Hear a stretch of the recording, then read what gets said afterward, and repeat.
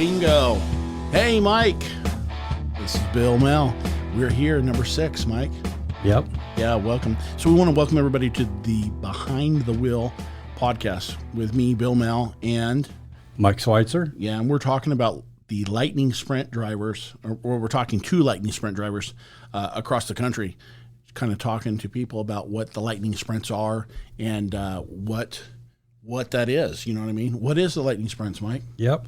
Well, it's a production class motorcycle engine in a, so to speak, in a midget chassis. And it's a very competitive class. And, man, we've had a lot of fun with it. And the sport is really starting to grow across the U.S. And it's kind of starting to take on a life of its own all the way from California to the East Coast. So, and it lets us folks with maybe not not millions or whatever get started in racing, right? Oh yeah, it's really affordable. It's a biggest bang for your buck, I think. You can get out there and be competitive with not selling the farm to go midget or sprint car racing.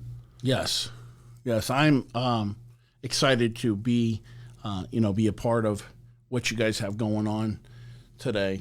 Our first caller here is Brendon. Brendon's calling in from, I think from back east somewhere. I'm not sure yet. We'll kind of bring him on here shortly. And then, Okay, so today's two Lightning Sprint drivers are going to be Brendon Cascadden with the Great Lakes Lightning Sprints, and our second caller will be Jeremy Queener with the Southwest Lightning Sprints. Holy smokes. Brendon, are you there? I am. Brendon Cascadden. Did I say that right? Yeah, we can go with that. It's all over. Nice. Well, what would be the proper? Cascadden. Cascadden. Okay. Yep. So you can't take that wrong. It's the California in us that's Cascadden. Yeah. Right? Oh, I hear it all over. Yeah. So, all good. So you're here with us. We're not quite there yet. So anyways, thank you for taking the time to call in to us today. We really appreciate it. We got the opportunity to do some of these podcasts. You're speaking with myself, Mike Schweitzer, and Bill Mill from Bill Mill and Associates. Bill is one of our sponsors, and he's a local real estate broker here in Bakersfield. And we were able to work a deal. It was kind of his idea to do some of these podcasts. So here we are, and Bill's been a longtime friend. I've worked with him in the past in the oil and gas industry before he became a real estate mogul, so to speak. And he's a sponsor of our 41 California Lightning Sprint as well. So we've been dragging him along as a sponsor for quite a few years with us, and he's been a great asset to our team. So just so you kind of have a little bit of a history of who we are. So yeah, Brendon, where are you calling from today? Michigan, Traverse City, Michigan, northern Michigan. It's not the Upper Peninsula, but it's pretty close to the Upper Peninsula. Nice. How's the weather the other day? It was pretty good. It was like, I think, mid-70s, maybe low 80s. Not too bad. Oh, man. It'll soon get cold.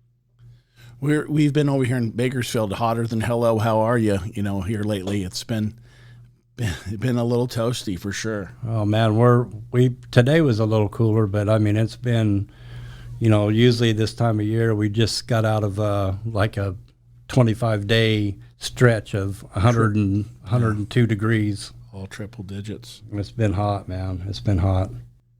Yeah, it hasn't been that hot, but it's been pretty warm here.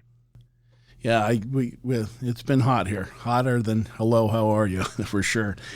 Hey, how old are you, Brendon? 24. 24 years old. So are you married? Girlfriend, kids, or? Actually, just got engaged. Oh, good for you, man! Yeah. Yeah, congrats. Yeah, good for Thanks. you, man. Yeah, Wow. that's pretty awesome there. Nice. So, girl, where longtime girlfriend, meet her at a bar. Tell us about her. Actually, we met through friends, actually. Nice. And then we kind of stopped hanging out with the friends, and we started hanging out. And, yeah, it's been about 5.5 years. Wow, good and, for yeah, you. we just made the step. Super cool. So she's supporting, very supportive with your racing habits? She doesn't show up, so it's a little bit cheaper that way. Nice. But she approves of them. Awesome. Yeah. Awesome. Brendon, what do you do for a living? I'm an electrician. Oh, Just nice. work for one of my sponsors that it just so happens I get a bunch of days off to go race, so it works out for me. So is it like residential or industrial or? I'm more like commercial, industrial, but we do a little bit of residential. Okay. Nice. So the big switches. Yeah. Yeah, that's more my alley right there. Gotcha.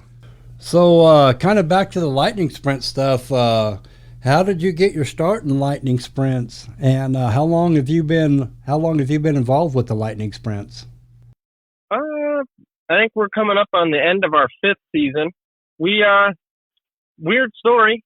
I got a call from my dad the one day a while back from a kid that we raced go-karts with, and then I think it was more of a joke that he was selling his lightning sprint, and there's a local track here that ran them, I don't know, 5, 6, maybe 7 years before this, and then I always wanted one, but just never really thought about buying one or getting into one, and he sent us a picture of it, and he wanted like $6,000 for it, and I told my dad, I'll just go buy that.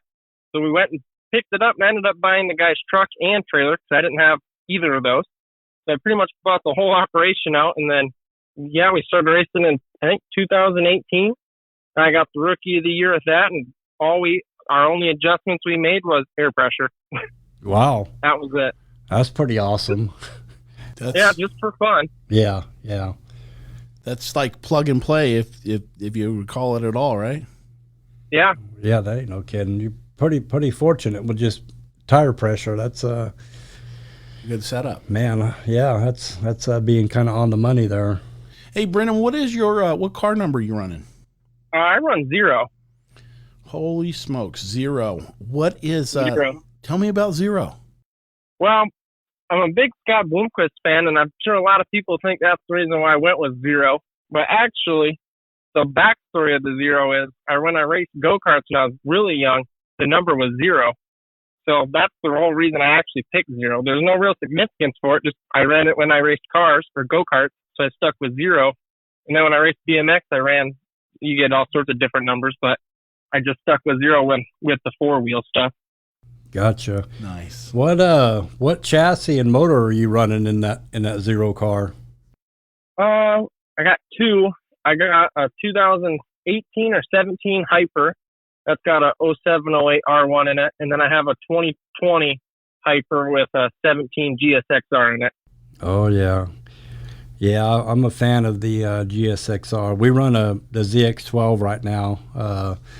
We used to run the ZX or the GSXR years ago, and we kind of went away from it. Actually, we went away from lightning sprint racing for a while, but when we came back, we ended up kind of going with the ZX12, and I'm going to run them out until we can't run them no more. But man, I'm a definite fan of that Gixxer motor for sure. So are you on gas or methanol? No, yeah, they're both on methanol. Gotcha. With Gould's injection. Gotcha. Yeah, that's a good setup there for sure. Yeah, that's a good motor package. Hey, Brendon, have you been involved in any other kinds of racing? Just there's a local go-kart track when I was about 7 or 8 that we ran out for a couple of years, and then it shut down, and then we raced BMX and go-karts at the same time, and then once the go-karts kind of shut down, we raced BMX most of my life up till about my senior year, and then I got out of that, and then 2 years later is when I bought the Lightning Sprint. Nice. So what was it, last week, Mike? Yeah, it was last week. Last week we spoke with Chuck Erickson. Do you know him? Yeah, I know Chuck. Oh, nice. So he was telling us about some ice racing he's been doing, and talking about the plexiglass and the electric motor for the windshield wiper and any of that. Have you done any of that? No, my stuff's usually all tore apart by the time that stuff comes around. Gotcha. Yeah, that's what we were talking about.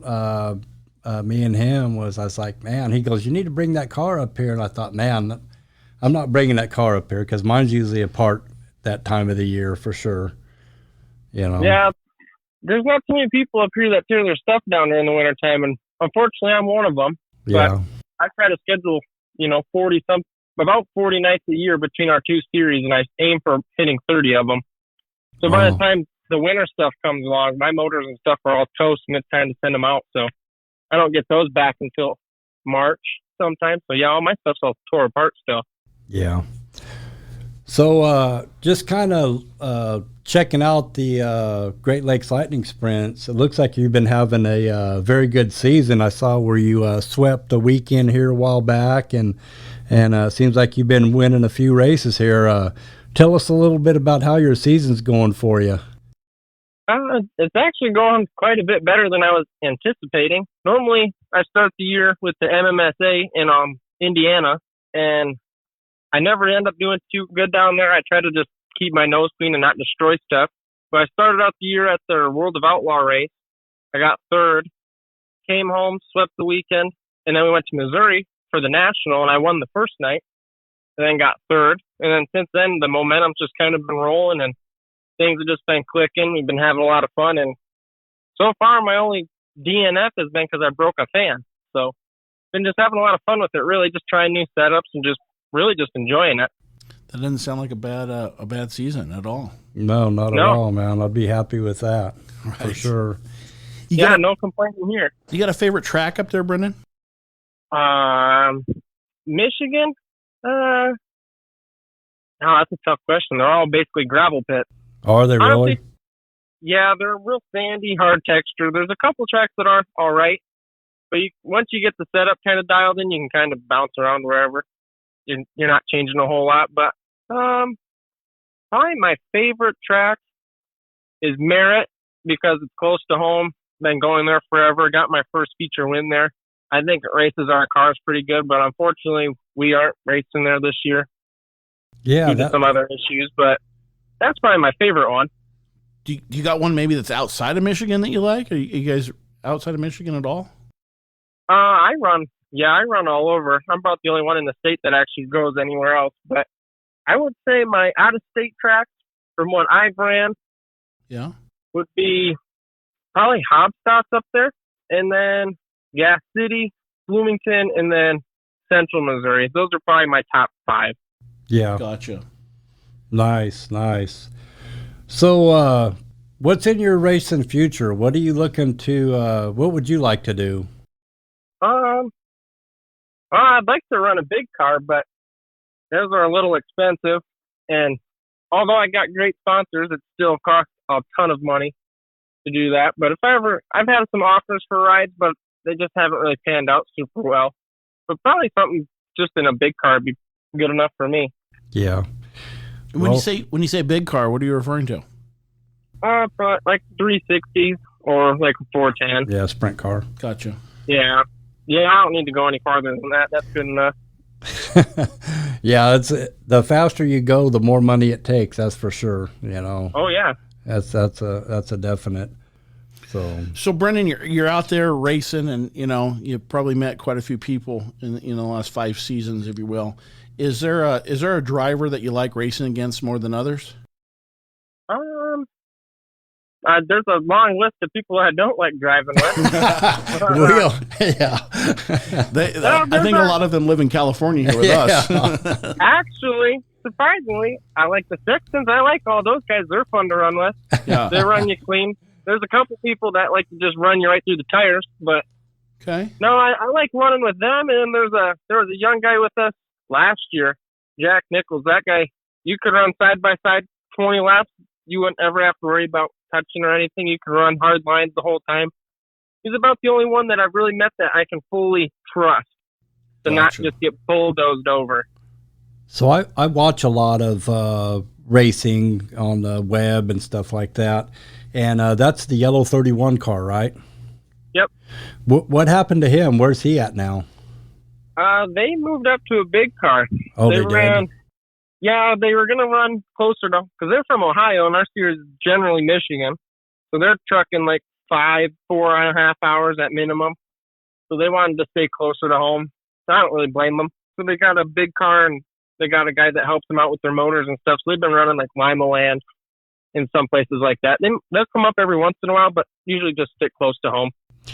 Yeah, I watched him in a couple of the national events and stuff like that. And man, he's a driver for sure. Oh yeah. You know, there's no doubt about that. So during your racing career, go-karts or lightning sprints, you know, we all have that one race that we'll never forget, or an experience at the track that they'll always be with us. Tell us about what race that is for you. I got two. They're pretty even. Okay. My first feature win was at Merritt, a track that I've gone to basically my whole life, in a piece of crap car that the torsion bars were basically welded into it. It didn't move. And then, so that's about equal with this year's night one of the Nationals, where I started 10th and I won. Just kind of just the playing field and kind of the competition just wasn't really expected. So they're both kind of huge moments for me. But besides that, those are probably my two moments that really stick out the most to me. Gotcha. Nice. Have you had anyone that's maybe been your biggest moral support in your racing career? Probably my dad. He comes to a lot of my stuff. I mean, my mom's there too, but I kind of joke with her that she's bad luck because the last few times she's come, I've rolled, so she hasn't come with us at all this season. Oh wow! Which might be the reason why I've done pretty good than normal. Nice. So are you planning to go run any of that Minn Kota stuff? We planned on it, but unfortunately, I had something kind of worked out with our series where if I showed up out there, they would make the 2 races at home show up points, but I felt like that's kind of cheap, as in like championship, you're kind of gifted one that way. So we opted to stay home and make it just normal points nights, but otherwise, I wish I would have been out there. Definitely on the list for next year. Yeah, we were going to try to make it, but it's kind of a scheduling deal for us where we couldn't. Our driver has other obligations in a midget, so we were not going to be able to take him with us. So we just opted to stay out of there, because I know that there's a lot of top-notch cars and drivers, and you know that support that 4-day, 4-race program there. You know, I mean, I've talked to Jason Berg a little bit, and you know, it seems like there's a lot of fast guys that go run that. You know, so you better be on your A game when you go there for sure. Oh yeah, they pull in a good crowd. Unfortunately, I keep getting a bunch of messages asking if I'm going to show up, and sadly I got to keep replying back no, because I wish I could. They got good money going on right now out there. Yeah, you ain't a kid, and I saw some of the payouts, and man, that's really good. You know, I mean, for lightning sprints. So, you know, that's right. That's the thing that we're trying to do here, is just kind of put these podcasts together and release them, and hopefully it'll help you guys all out as drivers in your areas, and you know, maybe bring you some sponsors or something like that, or bring you a little awareness to the people in your area, and hopefully it'll help out with your program, you know. Yeah, hopefully. Yeah. So your dad has been your biggest moral support. I can relate and not relate with that. So my dad passed away in 2008, and it had been a trying experience, if you will, with me and my dad. A relationship just wasn't having it there, and man, I made a vow to be the dad that I wanted to be to my son, and it has been a great thing, if you will. We started this podcast thing probably when COVID kicked off and they shut down the world, if you will, and because my son was working real estate with me, and he decided actually last year that he was going to be a police officer. So he's in the academy now, and we had to cut our podcast out, if you will, for now.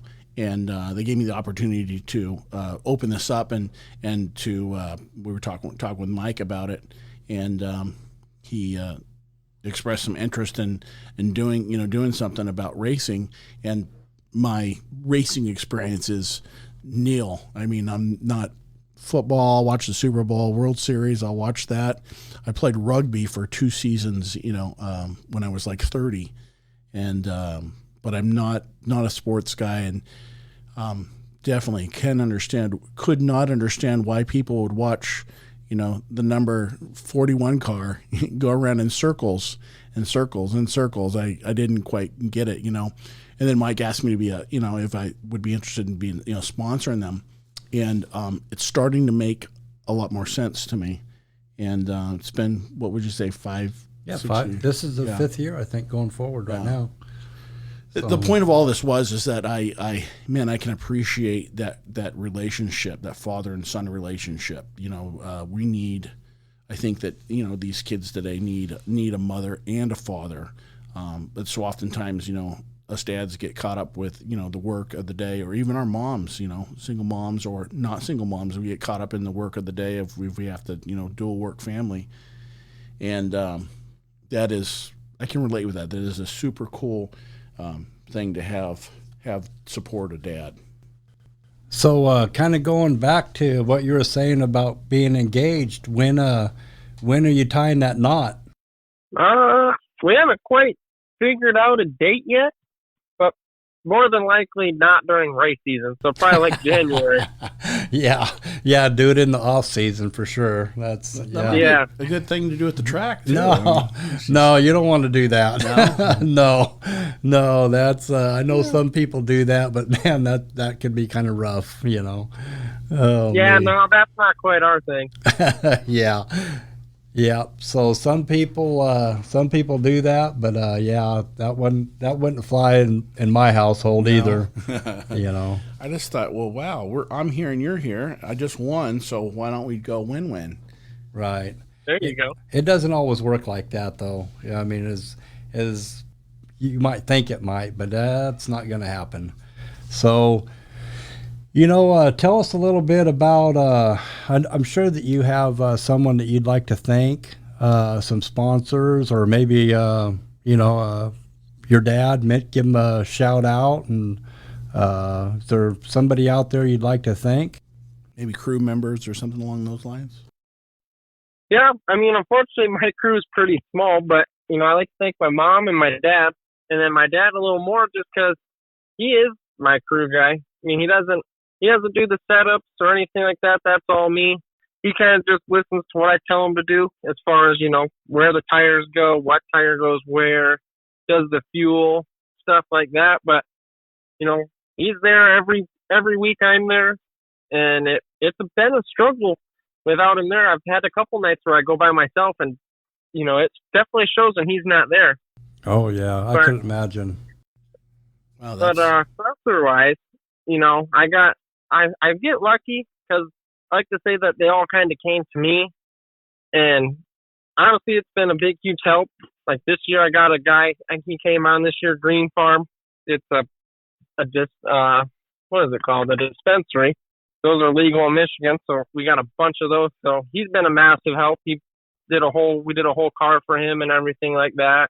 And then, I got my aunt and uncle from Loudon Irrigation. They're a huge help. They actually bought the car that the other guy's wrap is on. Kind of funny. They helped me out with buying that one. And then, Doug from Antrim Meadows Campground, Nickerson Towing, he's been on since day one. Then 45th, where I work. And then, Bennett Shocks, Ghoul, Hyper, they're all just huge, huge help. Nice. So out of the 2 cars that you have with the R1 and the Gixxer, which one is your favorite? Oh, that's a common question I get, and to be honest with you, it kind of really just depends on like track style. Like the Gixxer motor, that whole package seems to run a little bit cooler, so I run it on bigger tracks. And then the other car, I call it the blue car, it has the R1 in it. I'll run that on like a little bit smaller, like quarter-size tracks. And so far, that car has had 2 races and 2 wins. But then the other cars had a bunch of firsts, 2/3, and a DNF. So Yeah. I don't know. I don't really know if I have a favorite. I know some people tell me that it's the Gixxer in it that makes it faster, but I don't know if I believe that either. I think they both feel just fine to me. Yeah. Yeah, I had 2 cars at one time, and man, with 2 cars and just a couple people helping, it's tough, man. I mean, it's a lot of work, and I mean, it's Full-time job. oh man, it's like right after work out in the garage all weekend, and racing season. It's like tell the wife, okay, I'll see you in November. Yeah, no one really sees that part of it. Yeah, you're right, and it's a lot of work, And then when you have motor problems and swapping motors, or something you're trying to fix and fighting problems, but yeah, nobody sees the heartache that all of us racers go through, for sure. No, it's a joke. They always say, "Oh, you got Friday off again this week." And it's like, yeah, but you don't see what the weekend or during the week looks like. I come home from work and we're out working on it till, I don't know, 10, 11. You pick a part of each car each night. And this year I've been really dumb, and I've run both cars, one night and one the next night. Oh, so I got twice the work every single week. And yeah, they don't really see that side of it. Yeah, it's they a just lot see of you work. driving in a circle, having days off. Yeah. You say, you're out there working on the car, and at 10 o'clock at night, I was just thinking, it made me laugh. I was like, wow, that is like 3 hours later than it is here. So does that make it longer? It doesn't. It was just one of those things. I tell you, we had electrical problems one time, and that's the worst. Oh, thank God I've got some good neighbors. But man, it was 1 o'clock in the morning, and we were out there in the garage firing that car up, and I mean, we were, revving her up pretty good, and man, I never heard a word from them, but Good neighbors there. Oh man, yeah. Well, I got a bunch of hot rodders that live down the street, so I knew that they weren't going to be a problem. But my direct neighbors, I was, hadn't been living there too awful long with the race cars, and I thought, well, we'll see how this goes. But and you start winding them things up at 1 o'clock in the morning, and I thought, Find out who man, your true good neighbors are. yeah, not even the cops showed up, so it worked out really good. That's So good stuff. Good All right, stuff. you lucked out. We've had the cops called a bunch of times. oh yeah, Where do And unfortunately, they moved, though. oh yeah, Nice. Yeah, I lucked out on that one.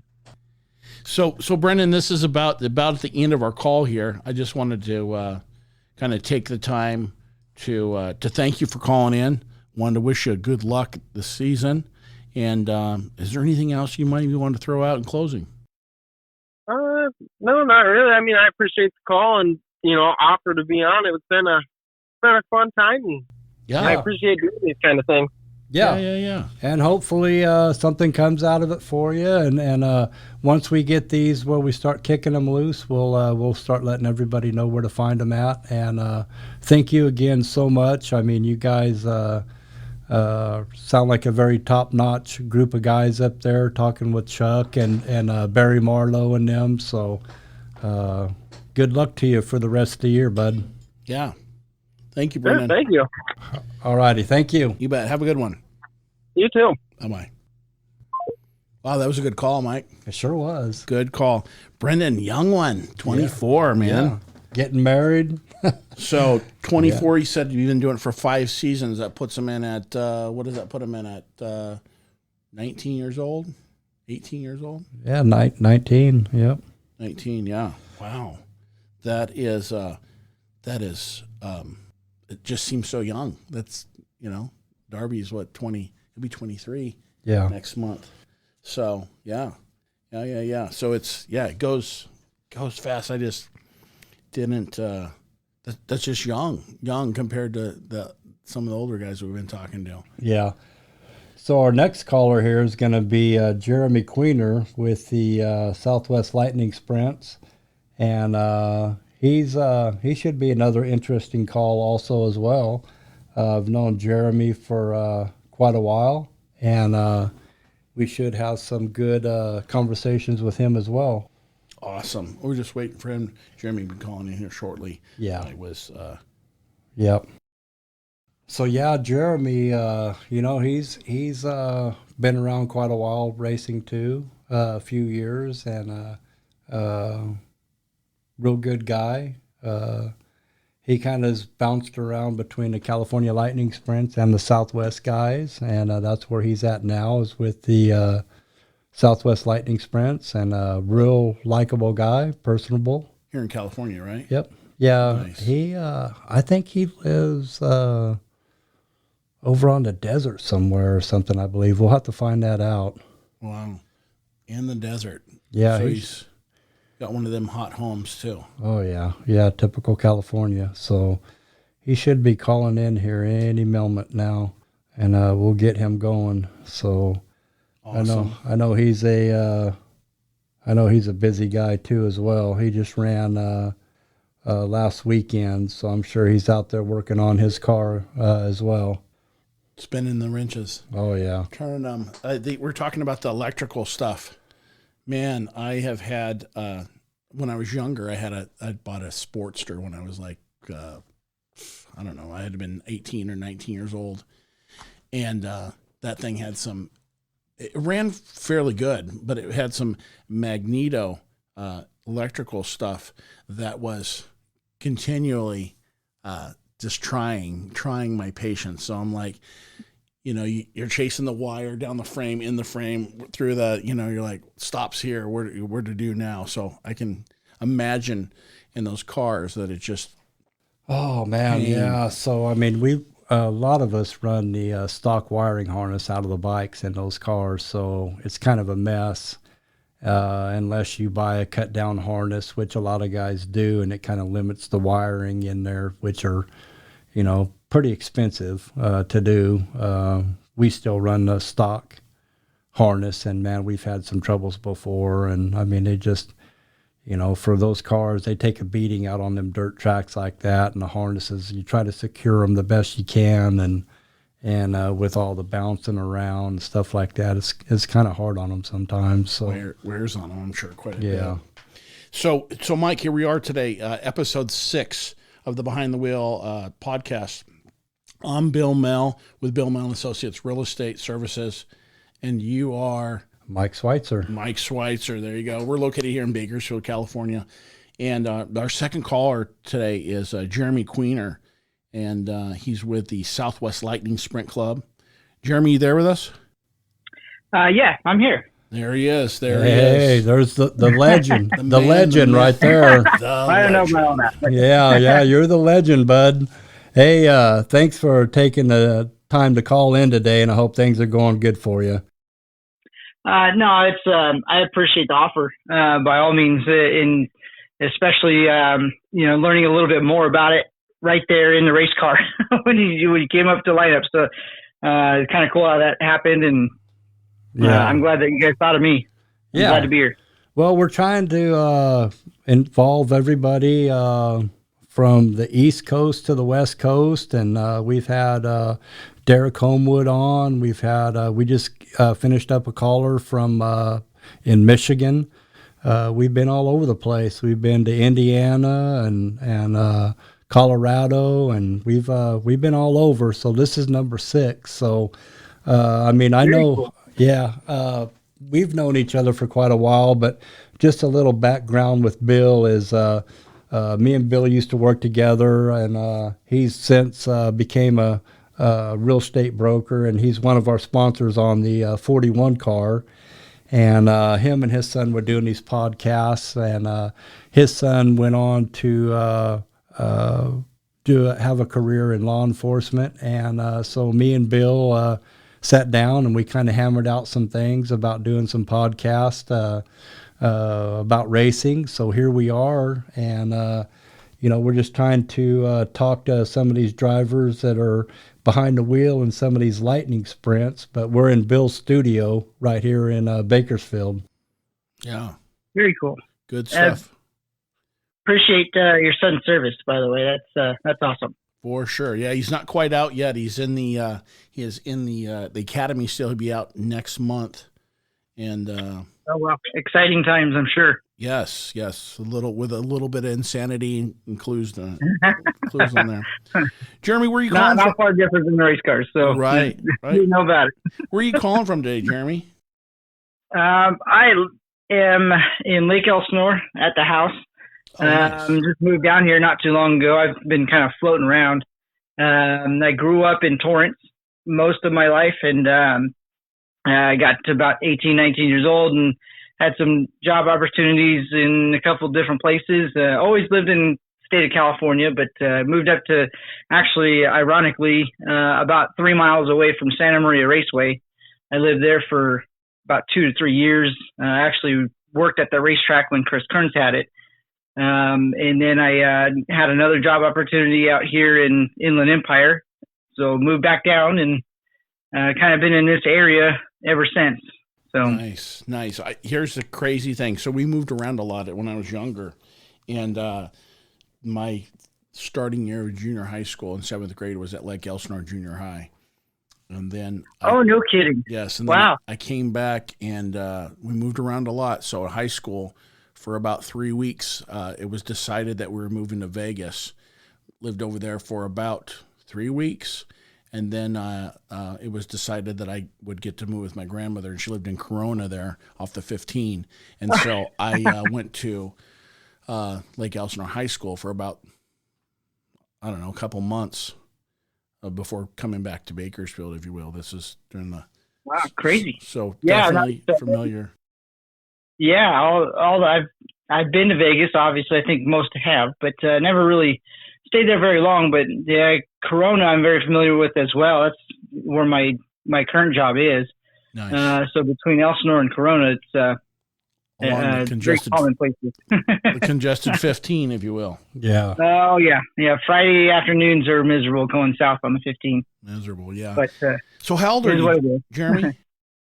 I am 36. I actually had to think about that today. Kind of wanted to forget about the age, but 36 young. Still got a lot of life left in me, I hope. So, but a lot of racing years behind me, though. Man, which, helped quite a bit. You are very young. I'm going to be 61. And I just turned 50 in January. So. You got a long way to go, my friend. I hope so. No sympathy on that age thing here from no, not at all. So, I've got broken parts, but I can still manage it. So I'm happy about that. So, Jeremy, are you married, girlfriend, kids? What's your... Not married yet. With the girlfriend for quite some time now, and she has 3 kids from previous marriage that I've just about adopted by now. And love every minute of that. So, the girlfriend, Alexandria, she's at the racetrack. In fact, there's been many times this year where I've thrown in the towel and said, no, I'd rather spend money on the kids. And the kids and her both pinned me in the corner of the room and pretty much force feed me to work on the race car. So I appreciate them quite a bit. There's been a lot of, in fact, Santa Maria is one of those where it's not a long drive. It's 6 hours for us, 5 hours, depending on how it goes. And, she made the huge effort to make sure that we can both financially and, strategically make it there and be competitive as best we can. So, her and the kids are awesome. Got 2 dogs that they're 6 months old and the size of, they're about 100 pounds already. They're both service dogs. Wow. Between the 3 kids, her and I, and then the 2 dogs go everywhere with us. So it's an adventure no matter what. Oh yeah. I've pitted next to you there at Bakersfield. I was one over from you, and it seemed like you had a full camp over there for sure. And that's I think that trip we did have the boys. The boys sometimes they go to their dads and they don't always get to go every weekend, but I think that weekend I believe they were there. So yeah, it's eventful. That's for sure. Yeah, good for you, man. That's good to hear. Nice, yeah. So definitely. Jeremy, what do you do for a living down there? You said he's working down there in Corona. What brought you in the Empire? So I work for IBOC, used to be known as IBOC Springs. Now it's just IBOC. It's basically a manufacturing company of springs. We do shocks, sway bars. A portion of our line that we do, we kind of aim at streetcar stuff. Your street trucks, kind of not my department. I have my hands in it, but not really my department. What I do is I pretty much head motorsports. So if it's anything that involves a shock or spring or sway bar for go-karts all the way up to, we're still doing some work with a couple Formula One teams. So pretty much anything in between when it comes to design, making sure the outcome of the particular part is actually what it's intended to be. So kind of involved in all that, production and design. Nice. That is, sounds super exciting. I mean, it sounds like a great job to have. Yeah. Sounds like a fun one. Anyways, it is. And I'll be honest, I've been a fabricator my whole life, and about, I'm coming up on 6 years now with the company.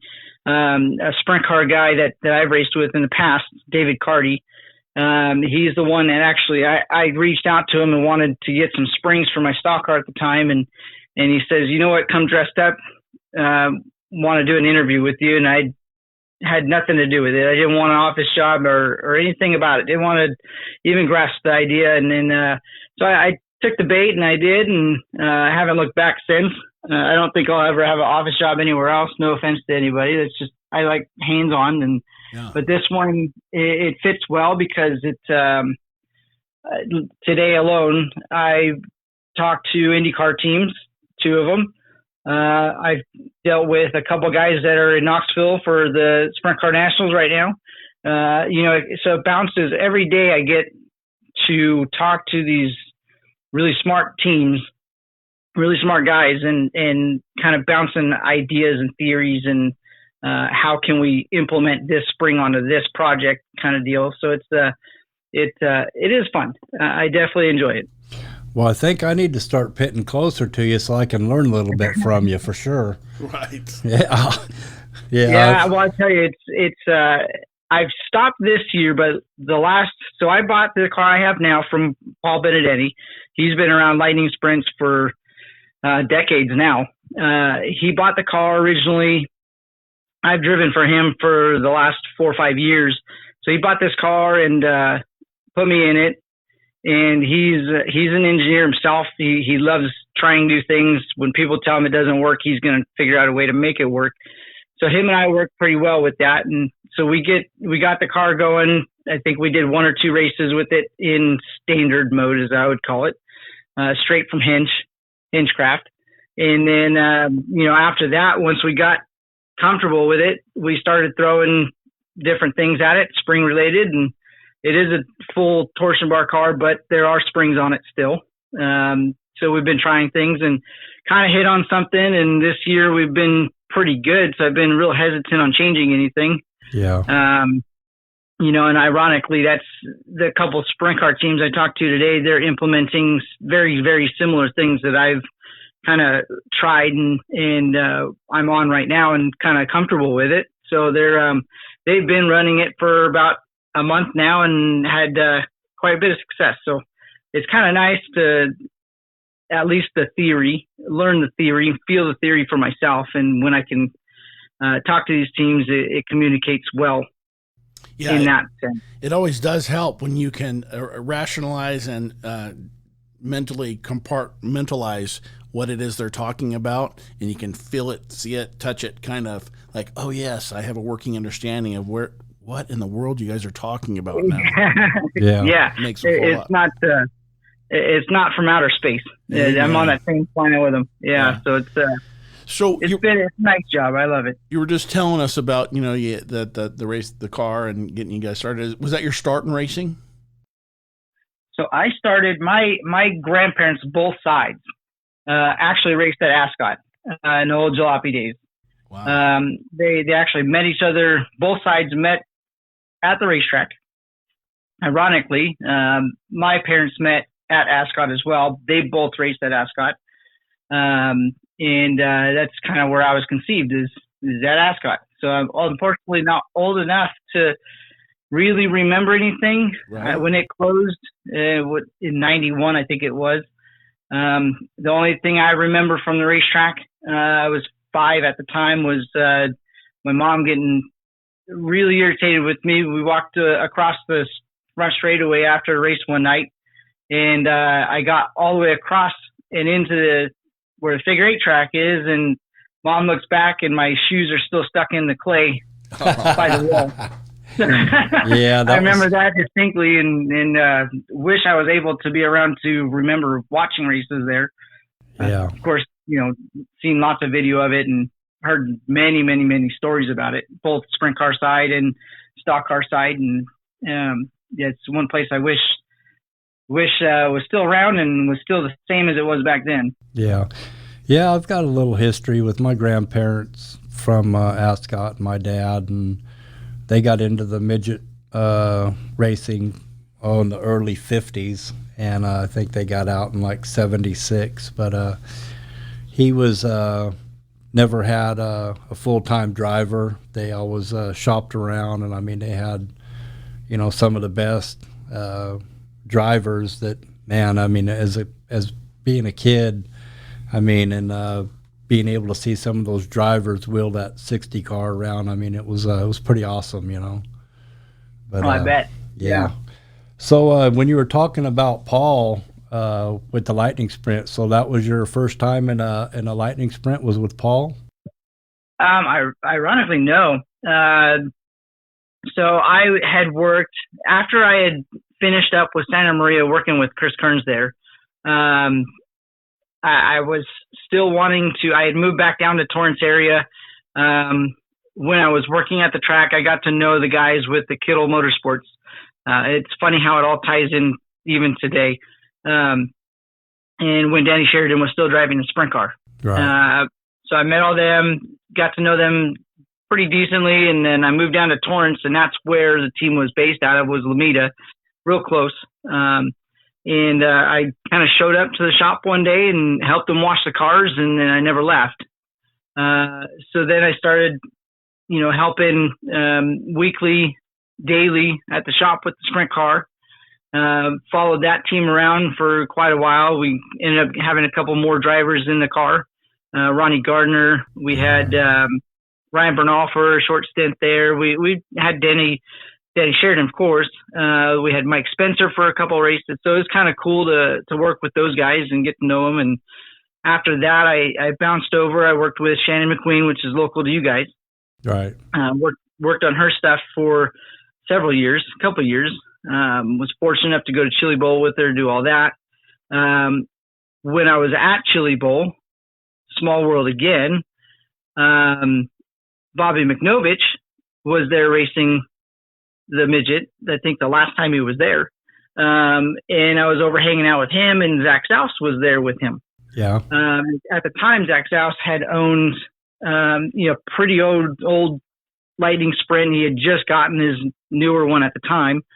And I threw the idea around, like jokingly, not ever thinking that he'd ever seriously think about it. But I said, if you get that old car just sitting there, I'll rent it one time or whatever. I just want to know what it's like to drive those things. And he says, well, you don't have to rent it. Just let's figure something out. You can race it this coming year. And so I did, and we worked on that, and we ran the full season with that CLS. We did a lot of Paris races. Went to Bakersfield quite a bit. We actually went to Placerville quite a bit with the old car. And for as old as that car was, I think it was a 94 Domel, I think is what it was, with an old motor in it. And it ran okay with everybody, so I felt that maybe this is something that I can fit in, and be competitive with. At the end of that year, he decided to sell the cars off, and I don't blame him one bit. He sold the cars off and bought one car that was real nice. And then he ended up getting one of the cars back. AJ Bender got in that car, which you're very familiar with. Yep. So AJ ran for a couple of races with him. So that's kind of where I started with the Lightning Sprint, was just shooting the breeze with a couple of guys at Chili Bowl, and they're like, "Yep, let's do it next year." And that's where it started. And at the end of that year, Paul was around the track, and he had come to the sprint car shop quite a bit just to hang out. And he was building this henchcraft, and he was bragging about how it's not a standard henchcraft whatsoever. He he cut the rear clip out of it. He cut the front clip off of it, and he did it his own way. Had Toby Sampson build it for him. Panhard bar and you name it. Everything was just different with it. So he wanted to drive it, and he did. He ran 1 or 2 races at Paris. He ended up getting ran over and flipped over. And after that night, I think everybody was kind of let him know maybe it's not a good idea he drives it, even though he's very much so capable of doing it. That guy right there can and has and will still work around me night and day. But yeah, he decided that I think his wife at the time was kind of like, I don't know if this is a good idea. So, timing worked good. I was out of Zach's car, and he wanted somebody, and I was there. So him and I jumped, and it's been that way since. Yeah, I'm going to kind of date myself a little bit. So before becoming running with the CLS, we belonged to a group up north that was called the Northern Stars.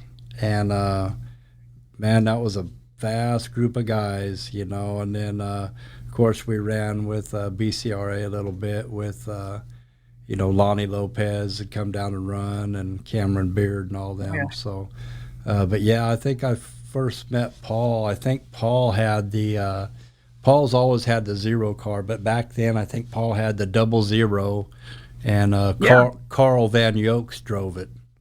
That's right. Way back when. So yeah, we've been long time lightning sprints. We got out of it for a while, but I kind of coaxed Wink into coming back into it, not willingly. It took me quite a few years to get him to do that, but it's been a lot of fun for sure. Yeah. Yeah, definitely. I think you had a car, and he also had a car, right? Or they were both yours? Yeah, they were both. I'm not sure how that all worked. Yeah, they were both mine.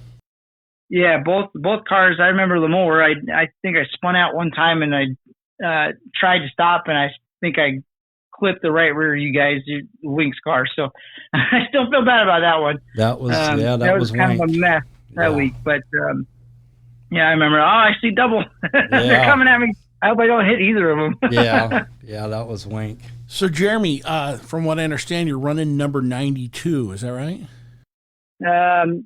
So I have been fortunate enough to race 4 other people for quite a while. And I respect every one of them. I loved every chance I had. The number that I currently have, I bought the car from Paul. He loves 0, and I always respected that. In fact, it stayed that way for a couple of races after I bought it. When it came down to the point where, okay, well, I want to kind of feel more comfortable with this car. I want to make it more of my car kind of thing. I landed with 92. 92, I've been fortunate to drive several sprint cars and lightning sprints with that number already on it. It seems like every car I get offered to drive has that number on it for some weird 92. Circumstance. So I kind of adopted it just for that reason. Just been kind of a normal number for me for the last 2 decades. So it's a sign, I think, and we're going to stick with it. Nice. So tell us what chassis and what motor package are you running in that 92 car? Old and old. Yeah. It's an 08 Hinchcraft, which there's nothing wrong with that. I think the car's great. Never been wrecked or anything like that. So it's a very sound car. I'm very comfortable in it. The motor, very similar to yours. It's a 2000 ZX12. We're kind of having problems with it right now. It runs, but it's not the best that it can be, not the best that it used to be. It's this motor, knock on wood, has never had a head off of it. I don't even think it's had a valve cover off of it, to be honest. Wow. So it's original, beyond original. It does have the rosin intake on it and injection system, that kind of thing. So it does run pretty good. But for the most part, intake down, it's pretty stock. So yeah. Haven't really had many problems with it, and so we're sticking with it until we're forced to go a different direction. I'm doing the same thing, man. I've got a fleet of them ZX12s though. I mean, when we made the commitment to go with that motor, we bought quite a few to make sure that we had enough to take care of our racing needs until we're ready to call it quits. So yeah, we've got quite a few of those things sitting on a rack. I think we're about the last ones that have them. Some of the guys up north, they may have some, but at least down here, I think Brent Sexton down here with Southwest. He might have one still laying around, but for the most part, I think everybody down here is on the newer CBR motors or the ZX10s, and then there's myself, and then there's you in the ZX12. I think CLS is pretty much the same, right? I mean, most of those guys are ZX10s or the new CBR motors, huh? Yeah, the thing with that ZX12, man, that low end, and I'm sure that you shift from first to second. I mean, it's just it's tough to beat that ZX12 on the shift. I mean, they're a pretty awesome motor. You are. I've never really trusted myself with shifting. I was kind of left in second and did my thing with it. But this year I'll give them credit. It's being that we live in Elsinore, it just makes sense for us to go down to Verona and run the Southwest guys. It's 45 minutes from me, sure. Versus going to Bakersfield. I love Bakersfield. My favorite track there is. But it's 3.5 hours, 4 hours for me. It's tough. So I've been going with Verona, mainly the place I'm going to this year. And those guys, the Sexton family there, they're tough. They're hard to beat. I haven't really been able to beat them so far this year. Been right there with them, and they're the ones forcing me to learn to shift. So this year I've learned and adapted, and you're right. This motor's real nice on that low end torque. Yep. When you start out in the front, on the front, you shift that thing. It's going to take them a little bit to catch up, as you saw last weekend. Oh yeah, for with sure. Us, I mean, it takes them a little bit for those 1000s. We played that 1000 game for quite a while, years ago with Yoshimura. We were getting those Suzuki motors back in 2008. 2006. Okay. So we played that game, and when we came back, we decided, man, let's get the 12s, and let's, if we're going to do it, let's go with what beat us, But now, I mean, back then, that Gixxer that we had, it was 14.5, and they're still doing that today, I mean, that's our limiter. I think our limiter was set at 14.1. But man, those Yosh motors, I mean, they come out off the turn, they're screaming. What RPMs you guys running on those things? On the 12s, yeah. Man, we're low. So mine's a 12.3. The ZX12's a real low RPM, but it's got a lot of low end torque. So when you say low, what is that? What do you say? A lot of grunt off the bottom. About 1,000, 2,000 RPM, on a shift, or what are you? Oh no, yeah, we're at 12.3. Oh wow. Yeah, we're up there. I'm usually right at around 10.7. Oh yeah. I need to work on that a little bit. Yeah, we need to get together. I guess we do need to pit closer together so we can kind of share some information on springs, and we'll help you with the motor a little bit. So, hey, Jeremy, who's been your biggest moral supporter here in your racing career? Throughout my life, I mean, my family, my sister, my parents, they've always been there, and my parents helped Mike Kirby when he first started in sprint cars and seen a lot of bad things with sprint cars. So they weren't too keen on me jumping in a sprint car. They kind of taken it for what it is, and they started going around and being there, and especially in the little cars, the Lightning Sprints, they're still there. I think they'd rather be in a fender car, but they've always been there. My sister's always been there. She races too, not so much anymore, but they've always been there. And then, like I said earlier, Alexandria, the girlfriend, she's not okay with me giving up at all. If there's an open weekend, we're going to go race. So cool. Currently, that's definitely it. That's She's the heart of this. What do you think's in your future, racing future? I try not to look far out. Oh, come on now. Right now, it's Paris in the middle of September, and then probably jump up with CLS guys a little bit more after that. And that's about all I know. I don't know. I keep getting antsy and wanting to get back into a stock car and do that every now and then. And I got a lot of friends over there that do it. But at the same time, I enjoy this too much, so there's no way I'm going to, get out of this. It's too hard to get back in once you're out. Yeah. So I think I'll be in the Lightning Sprint for several years, as far out as I can imagine. Till the wheels fall off. Yeah. Literally. Literally fall off. Yeah. Yeah. Hey, so I got hit in the head at Brona this year with left rear falling off, so that was embarrassing. Yeah, I hate it's my one rule. My one rule every time I've touched an open wheel car is the driver's always got to do that last snug on the wheels, and it's still the case now. And I missed one wheel out of all these years. One time I left it loose. It got me. Yeah, I hate when that happens, man. I mean, that's very unfortunate. When that happens, that's definitely a terrible feeling. So with all the racing that you've got in your background, with open wheel cars and stuff like that, and so we all have that one experience at the track or that one race that we'll never forget. We've been asking everybody what's theirs. So what's the one race that Jeremy Queener will always remember? I think it involves the Lightning Sprint, to be honest. Okay. I've done a lot of different things, and you're right. There's one that comes to mind. I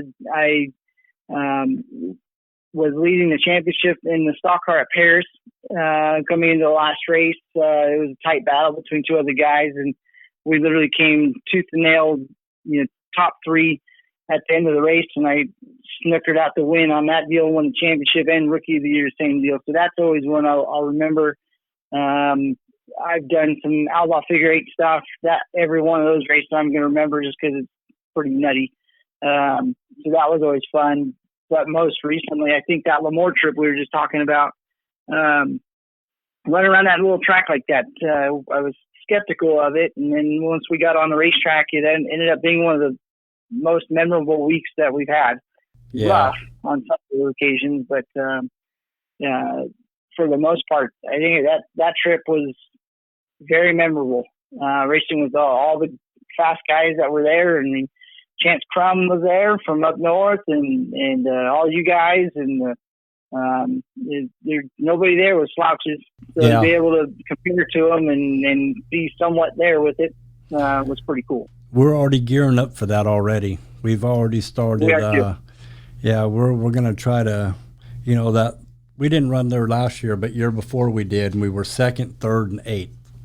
So this year we're going to try to improve on that. So we're kind of already setting up for that Lemoore race. So a lot of tough competition, like you say. So I got to ask you this. So how do you like the Lightning Sprint, wing or non-wing? Or do you like a combination of both? Or what's your thoughts on that?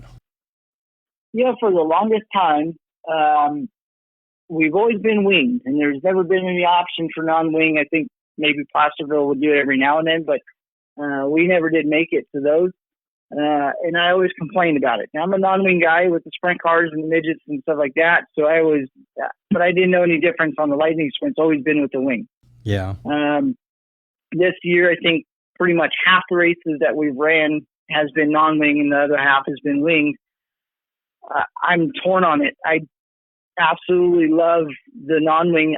I feel like the driver can, in a way, be more dominant in the package non-wing on a slicked racetrack.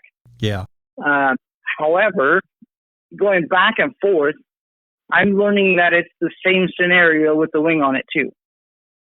So I think going and doing a handful of races non-wing, I've enjoyed those 100%, but it's giving me a whole new respect for the wing as well. So I'm going to say I'm stuck in the middle. I like them both. Yeah. 2 months ago, I would have said, no, it's definitely non-wing. So that's a tough one. Yeah. I like the availability to join non-wing on occasion, but like Saturdays at Santa Maria, it was nice to have the wing on it. Sure. There's been several races where you get out of the car and you're like, wow, I'm glad that we had the wings on them. It just made the speed. The track was capable of holding the speed down with the wings on them. In fact, I was looking at our times from Saturday at Santa Maria. We're faster all night. Most of our cars were faster than the sprint cars, the 410 sprint cars, the whole night. And that probably has a lot to do with the wing, and that makes it intriguing. Yeah. Crazy to think that the small cars that we have and the small motors we have compared to theirs, and we're getting after it. Yeah, I'm a wing guy. I like the speed. Man, definitely. So, Jeremy, is there any one driver that you like racing against more than others?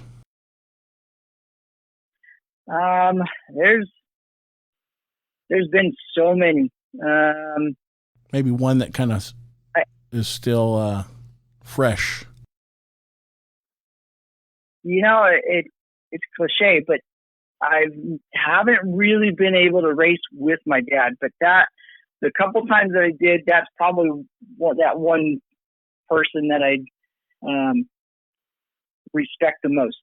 You know, because that's where I learned pretty much everything I've ever done was through that. And I hated it, but I loved racing with him. The couple races we did. Yeah. Past that, I think it's when we're in the car, I don't see any driver or any car for the driver. Right. For me, it's with the helmets on. It's just the next guy I got to try and beat, and that's kind of the point of it all. But you knew that you knew that was your dad. Yeah. Yeah, but I knew that was my dad. Yeah. Did you go all out?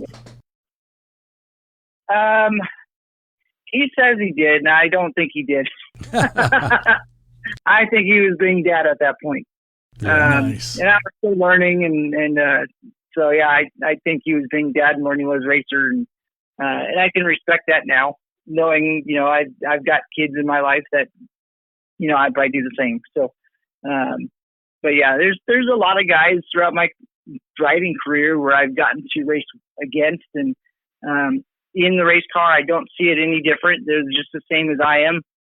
But once we get done with the race, you get out of the car and you're in tech with like Brent Sexton, like and I was expecting AJ was going to be right there. So it's that's what I enjoy the most is getting out of the car after the fact. And now they're not just machines that I was trying to beat; they were people, and most of them are good people. Yeah, and the stories come after that. Oh yeah, the good stuff. Yeah, good stuff. Well, Jeremy, we're kind of coming to the end of our episode, if you will, into this call, if you will. And I was wondering, is there maybe one crew member, any sponsor you'd like to thank? Yeah, anybody you want to give a shout out to? Shout out to, yeah. Yeah, I do. There's not many, but I keep my circle small, and I'm okay with that. As far as people hands on. My buddy Lewis, he's not around. He's got a full-time job and past actually more than a full-time job. So he's not around as much, but he's been with me through thick and thin the last 10, 15 years. Currently Ryan Bragdon, he was at Santa Maria with us, and boy, we had a long, long day changing a lot of parts all night. And, to the point where I wanted to quit, and he wouldn't let it. He jumped right in there and do it himself. And, I got to thank him. Obviously, Alexandria and the family, they keep pushing me every day. In fact, she's pushing me out right now to go work on a car in the garage. And then as far as sponsors, obviously iBox, that paycheck that I get from there is making this happen. And got to appreciate everything they do for that. They're letting me have time off to go do special races, all that. So there's that. And Jake Swanson does my shocks. I give him a lot of credit because when we're doing all these bump springs and weird things on this car. It's sending these shocks right back to him and saying, "Hey, I need it by next weekend. Sorry, don't mean to be that guy, but Yeah. we got to change something here." And Right. he bolts them out Yeah. just as fast as I need, and he never complains about it. And so I appreciate everything he does. And then pretty much it there, I guess. Yeah, Joe's Racing Products helps a little bit with a couple things here and there, and that's all I got for sponsors. But I'm okay with that. Well, hopefully this will help you out a little bit, once we start getting these out, and maybe it'll kind of help you out with some sponsors down the road and stuff like that. But I want to thank you for calling in, and we really appreciate it. And good luck to you for the remainder of the year. Yeah, go get them. No, I definitely appreciate it as well.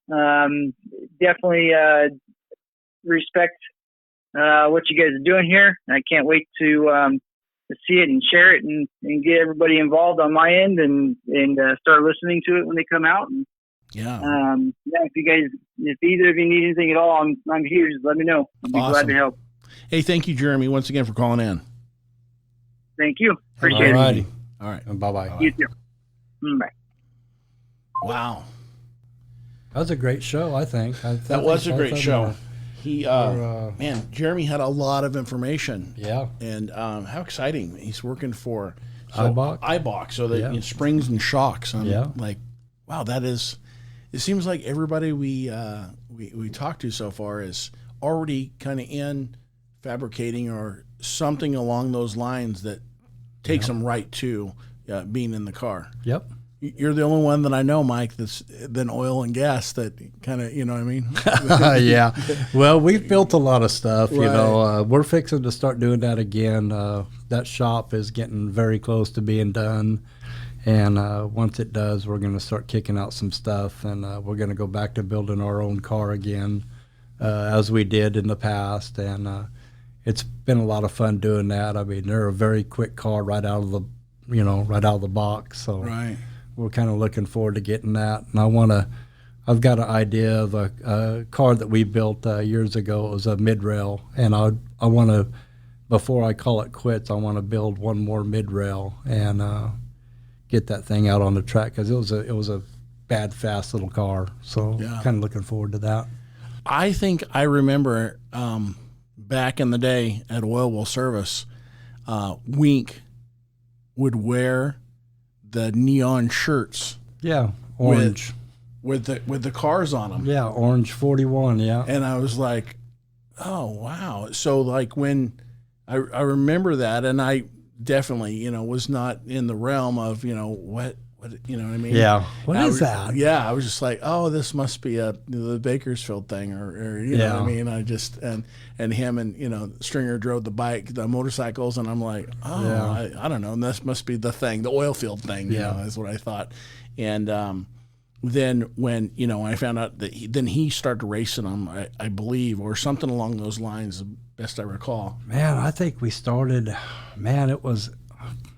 I'd have to get with him. I think it was somewhere around 1990. Yeah, that's what I was thinking, like the 90s. It was 1990, because I think it had to be 90. And I've got some old programs from up north when we ran with Northern Stars. So, but I remember him wearing those shirts, and I'm like, so when I go to the races now and I see the shirts, I'm like, those are the ones. Those are like the ones I seen Wink wear way back when. Yeah. Yeah, good stuff. So, man, we're at the end of 6 here. Yep. What do we do next? Number 7. Number 7. All right. Well, we'll see you next week. Okay. All right. Awesome. Bye-bye.